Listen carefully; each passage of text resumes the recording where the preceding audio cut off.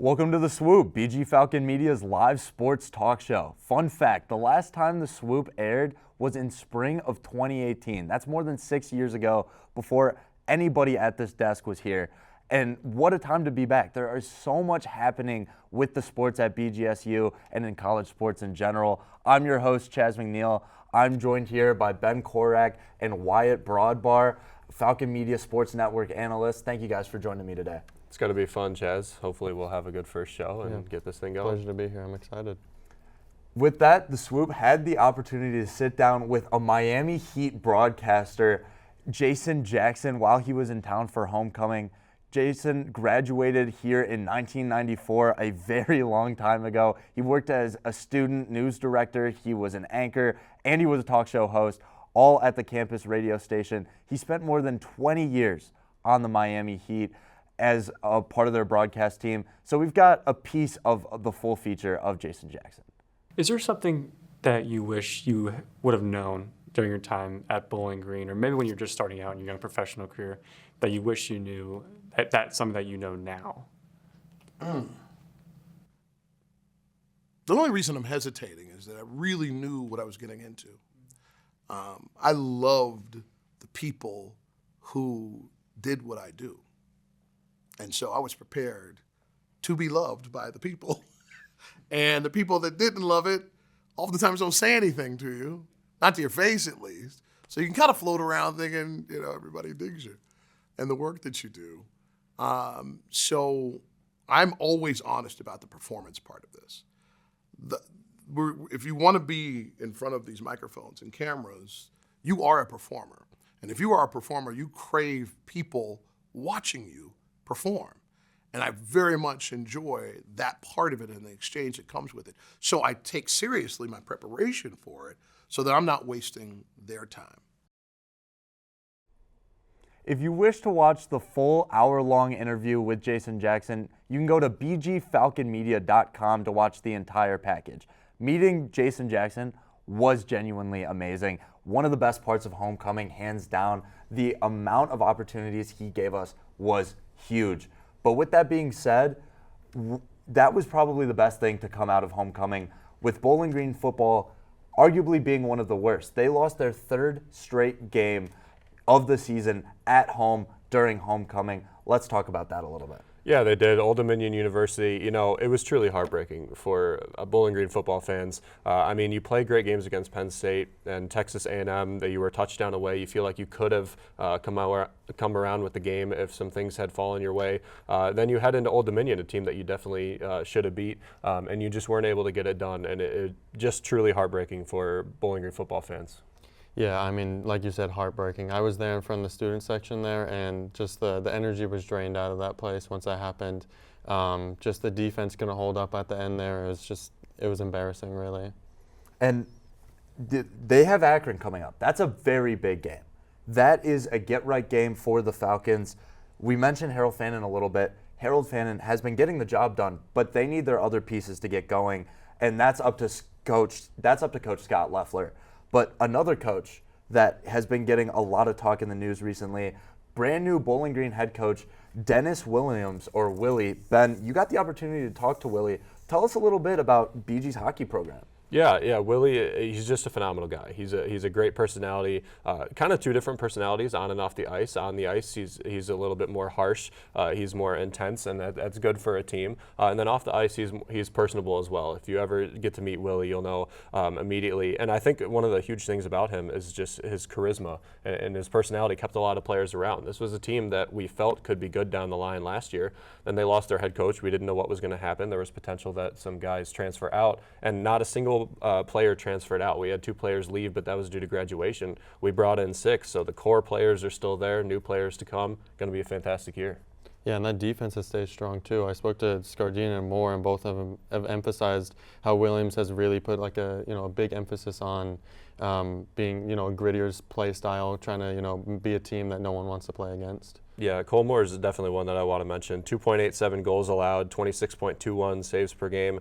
That's third in the CCHA, and a .918 save percentage was second in the CCHA, and he was a freshman. There was a lot of places he could have gone, and Willie was able to keep him in Bowling Green in town. Great thing for Bowling Green hockey fans as well. Well, we have to touch on that a little bit, because the fact that Willie came in and didn't lose a single player is insane. It is genuinely insane with how much was going on, the playoff history not being as good as you'd expect for Bowling Green hockey, a team that has won a national championship in the past. That is huge. You mentioned there's a lot of young faces on this team that can get going. There's also a lot of older faces. I feel like this is a good roster to start building on, especially for just Bowling Green hockey in general. Get things right, get things going. But there's a lot of good athletes on hockey, but there's one athlete this week that stood out among the rest, and that is Mia Tyler. Mia Tyler was one of those players for Bowling Green volleyball that has just busted out onto the scene. Tyler earns the nod this week for Athlete of the Week after what she did with Ball State this weekend.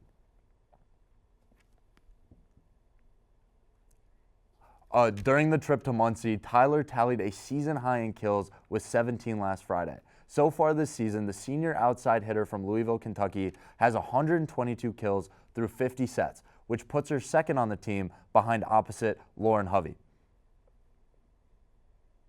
To read more about Mia Tyler, check out bgfalconmedia.com to read the entire article. Now it's time, we got to look ahead to next week's Athlete of the Week. We've got a couple of very solid projections going. I'm going to open up. Amanda Otten is my choice for Athlete of the Week. She hit a career high in assists with 53 against Toledo, and going up into a game against Western Michigan, that is going to be a very big test for them.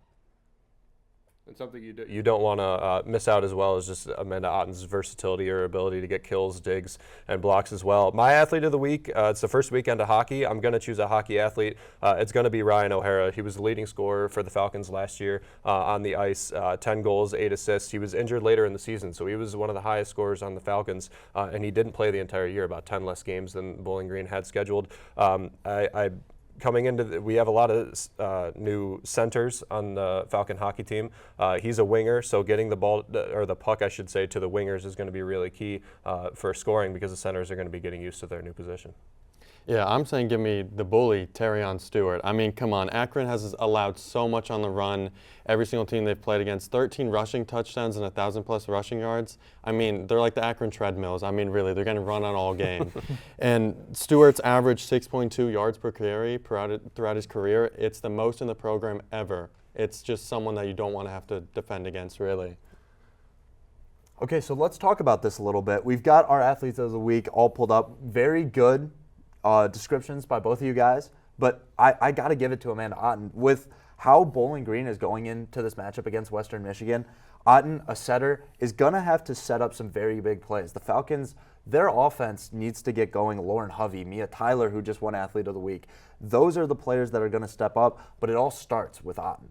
It definitely does, and Western Michigan is a rematch of the MAC championship from last year. And Amanda Otten's the person that distributes the ball, and getting the ball to different hitters, especially middle blockers, Alexis Mattil and Jessica Andrews as well, is going to be huge coming into probably the biggest weekend for any BG sports. Yeah, I mean, that Western Michigan game is huge. I know the Ohio State game had a huge amount of people there, but this is a really important game for them to get to and win.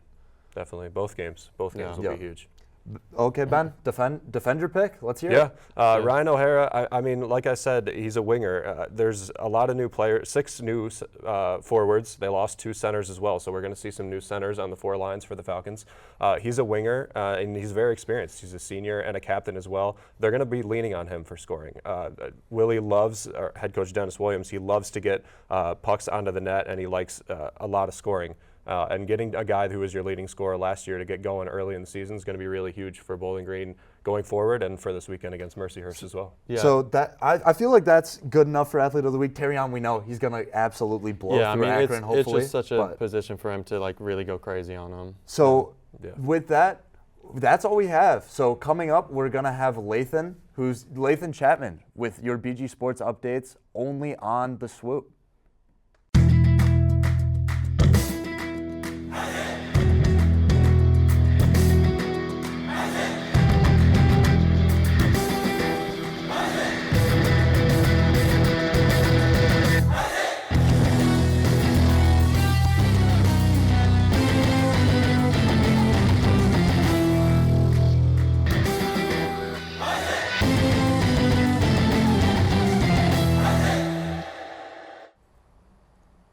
Reporting for the Swoop, I'm Lathan Chapman.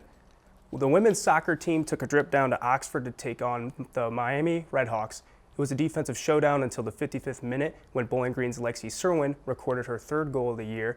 With their back against the wall, the Redhawks' Taylor Hamlet managed to tie the game with 4 minutes left.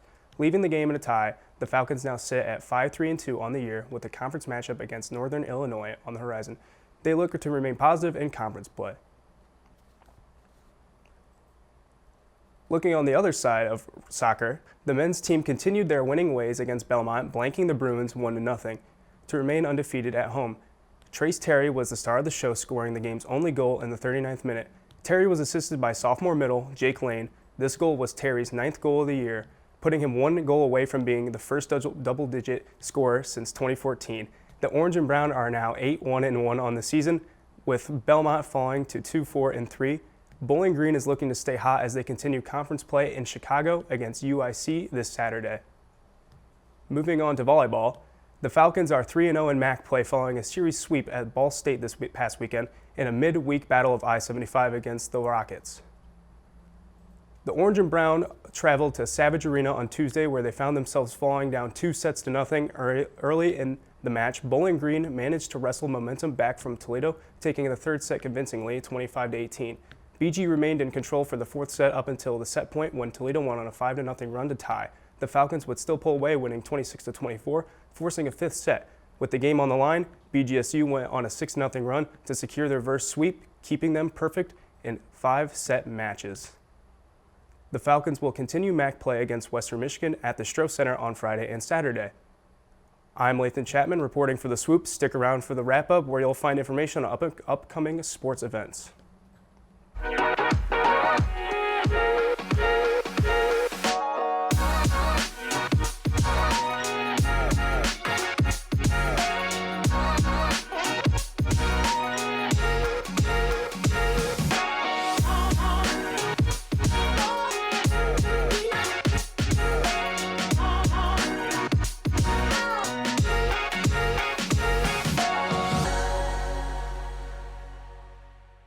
And it looks like that will do us for the inaugural episode of The Swoop. But before we go, we do have a very loaded schedule coming up this weekend, as hockey's going to drop puck at Mercyhurst on the 5th and 6th, with both games starting at 7:07 p.m. Volleyball will open up against Western Michigan at 6 p.m. on Friday in a rematch of the 2023 MAC Tournament Championship, where the Falcons got bounced right at the end. The second match will take place the next day at 4 p.m. Men's soccer travel on the road Saturday. They're scheduled for an 8 p.m. game against UIC in Chicago. That one should be actually a really nice 75 degrees. So if you can go to Chicago, do it. Football this weekend is going to be at the Doit, and they close out our athletic slate of the weekend. They will take on Akron in the MAC opener, and it's going to be at Doit Perry Stadium. So with that, have a phenomenal week. Don't forget to check out bgfalconmedia.com. We've got a ton of stories, ton of features. We will have so much more information coming up in the next parts of the week. But, you know, I do think there is something we have to talk about. We talked about the schedule. Let's talk about what are your guys' games of the week. Yeah, so for me, I think it's very easy football. I think coming off of 3 straight losses, Penn State, Texas A&M, and then Old Dominion, you have to get the first one in the MAC. You just absolutely have to. And the matchup favors you as well. Terrion Stewart against not great run defense. I'm definitely taking football as my game of the week. Yeah, you know, I'm going to say I agree as well there, yeah. I'm going to be different. Give me volleyball. MAC Tournament Championship. Can we be honest about this? But that's all we got for today. So be sure to check in and swoop in next time.